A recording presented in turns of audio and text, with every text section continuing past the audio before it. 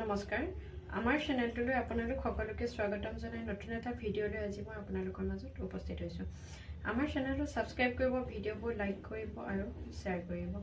আজি ভিডিঅ'টোৰ মূল কথা হৈছে হাতুটা ঘোঁৰা থকা ফটো।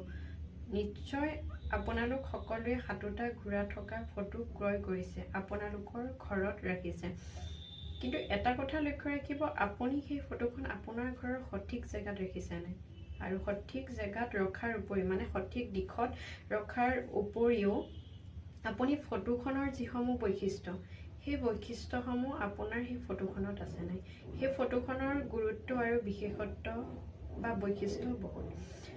এটা কথা লক্ষ্য কৰকচোন, আমাৰ সপ্তাহটোত 7টা দিন। আমি যদি ঋষিৰ কথা কওঁ তেতিয়াহ'লে সপ্তঋষি ৰামধেনুৰ ৰং হাতুটা আৰু বিশ্বব্ৰহ্মাণ্ডখন যেতিয়া নেদেখাজনে সৃষ্টি কৰিছিলে তেতিয়াও হাতুটা দিনৰ প্ৰয়োজন হৈছিলে। সেইকাৰণে 7 সংখ্যাটোৰ গুৰুত্ব অত্যন্ত বেছি। 7 সংখ্যাৰ বিষয়ে এদিন পিছত আপোনালোকৰ লগত আলোচনা কৰিম। 7 সংখ্যাৰ গুৰুত্ব ইমানেই বেছি যে হাতুটা ঘোঁৰা থকাৰ ফটোখনৰো যথেষ্ট বৈশিষ্ট্য আছে আৰু এই ফটোখন বহুত ক্ৰয় কৰা দেখা যায়। আৰু নকৰিব কিয়, এই ফটোখন ৰাখিবই লাগে। আপোনাৰ ঘৰতো আপুনি ৰাখক, যদি ৰখা নাই আপুনি উপযুক্ত জেগাত ৰাখক আৰু উপযুক্ত বৈশিষ্ট্য থকা সেই ফটোখন ক্ৰয় কৰক। এই হাতুটা ঘোঁৰা থকাৰ ফটোখনৰ বৈশিষ্ট্য হৈছে সূৰ্য দেৱতাৰ বাহনখন হাতুটা ঘোঁৰাই টানি সদায় লৈ যায়। সেইকাৰণে হাতুটা ঘোঁৰা থকা ফটোখনে উৎসাহ, উদ্দীপনা, শক্তি, সাহস আদিক যোগায় বুলি কোৱা হয়। উৎসাহ, উদ্দীপনা, সাহসৰ প্ৰতীক বুলি কোৱা হয়। সেইকাৰণে প্ৰতি ঘৰৰ মানুহতে এই ফটোখন থকাটো বাঞ্ছনীয়।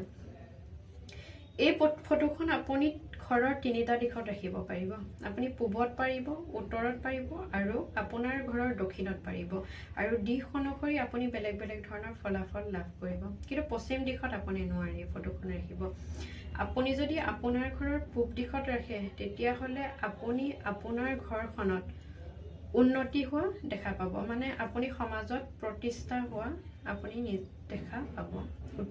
পূব দিশত যদি আপুনি ৰাখে আপোনাৰ ঘৰখনত যিখিনি উন্নতিৰ প্ৰয়োজন, যিখিনি বৃদ্ধিৰ প্ৰয়োজন, সেই বৃদ্ধিখিনি আপোনাৰ ঘৰখনত আহিব।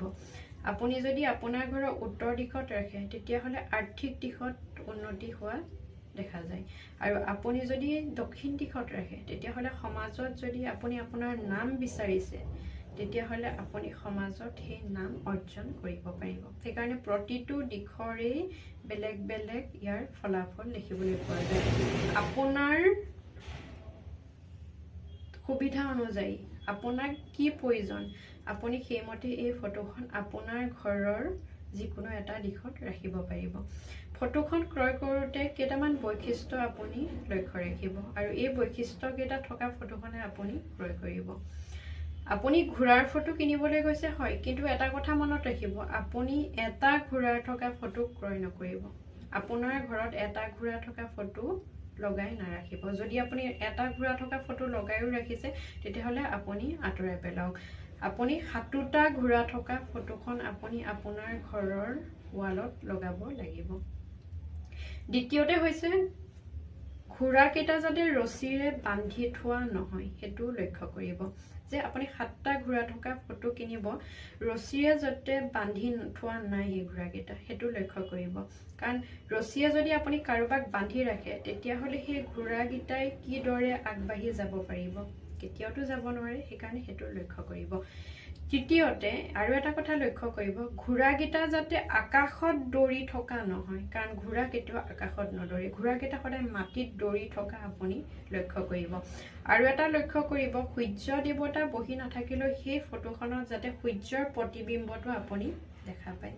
এইকেইটা কথা লক্ষ্য কৰিব। ফটোখন কিনোতে আৰু এটা কথা লক্ষ্য কৰিব, ঘোঁৰাটো যাতে খঙত থকা দেখা আপুনি নাপায়।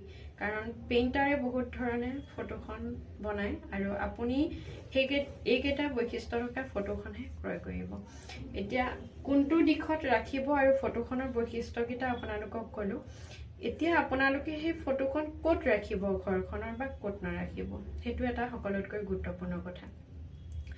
আপুনি সেই ফটোখন আপোনাৰ ঘৰত থকা পূজা ঘৰৰ ওচৰত নাৰাখিব বা বহুতৰ পূজা ঘৰ নাথাকে কোনোবা এটা ৰুমৰ এটা জেগাতেই পূজা ঘৰ বনাই লৈ য'ত নেদেখাজনক ভক্তি কৰা হয় আপুনি সেই তেনেকুৱা ৰুমতো সেই হাতোটা ঘূৰা থকা ফটোখন নাৰাখিব আপোনাৰ সন্তানৰ পঢ়া ৰুমত বা আপুনি যদি কোনোবা এটা ৰুমত পঢ়ে তেতিয়াহ'লে তেনেকুৱা ৰুমত সেই ফটোখন আপুনি নাৰাখিব সেই ফটোখন আপুনি ক'ত ৰাখিব পাৰিব সেই হাতোটাত ঘূৰা থকা ফটোখন আপোনাৰ ঘৰৰ বেডৰুমত ৰাখিব পাৰিব ড্ৰয়িং ৰুমত আপুনি পাৰিব আপুনি ডাইনিং ৰুমত পাৰিব টিভি ৰুমত পাৰিব আপোনাৰ যদি নিজৰ ব্যক্তিগত অফিচ আছে কামৰ জেগা আছে ঠাই আছে তেতিয়াহ'লে আপুনি সেই দিশতো সেই জেগাটো ফটোখন ৰাখিব পাৰিব আজি মোৰ ভিডিঅ'টো ইমানেই আছিলে আপোনালোকৰ মাজৰ পৰা এতিয়া বিদায় লৈছোঁ নতুন এটা ভিডিঅ' লৈ পুনৰ মই আপোনালোকৰ মাজত উপস্থিত হ'ম নমস্কাৰ